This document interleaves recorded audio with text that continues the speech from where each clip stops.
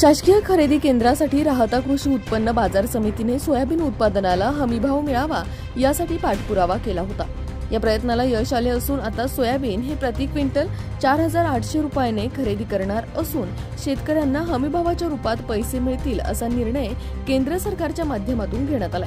या निर्णयाने शेतकऱ्यांना मोठा दिलासा मिळणार असून महायुतीचे सरकार हे शेतकऱ्यांच्या हिताचे सरकार असल्याचे पुन्हा एकदा सिद्ध झाले असल्याचे सुतोवाच डॉक्टर सुजय विखे पाटील यांनी पत्रकारांशी बोलताना केले। पुढे काय म्हणाले ते पाहूयात। शासकीय खरेदी केंद्रासाठी राहता कृषी उत्पन्न बाजार समितीने 10 लाख रुपये अगोदरच जमा केलेले होते।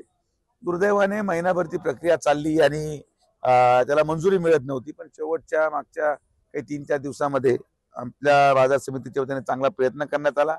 फक्त युजर नेम पासवर्ड मिळणं बाकी होतं, तो आज संध्याकाळी आला।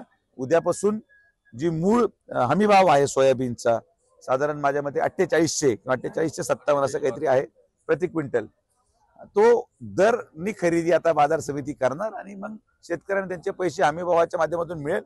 फार मोठा निर्णय हा केंद्र सरकारच्या माध्यमातून सोयाबीन उत्पादक शेतकऱ्यांसाठी घेण्यात आला। आपल्या परिसरामध्ये मोठ्या प्रमाणात सोयाबीन होती, म्हणजे आता ऊस उत्पादक शेतकऱ्यांना महाराष्ट्रातला 1 नंबर भाव 3200 रुपये आपण दिला आणि सोयाबीन उत्पादक शेतकऱ्यांना आता हमी भाव मिळाला। दुधाचं अनुदान येऊ राहिलं, त्यामुळे आणि शेतकऱ्याचा पीक विम्याचा पैसा आला। महायुतीचं सरकार आणि केंद्रात असलेलं आपलं सरकार हे शेतकऱ्यांचं हिताचं सरकार आहे, याच्यातून सिद्ध झालं।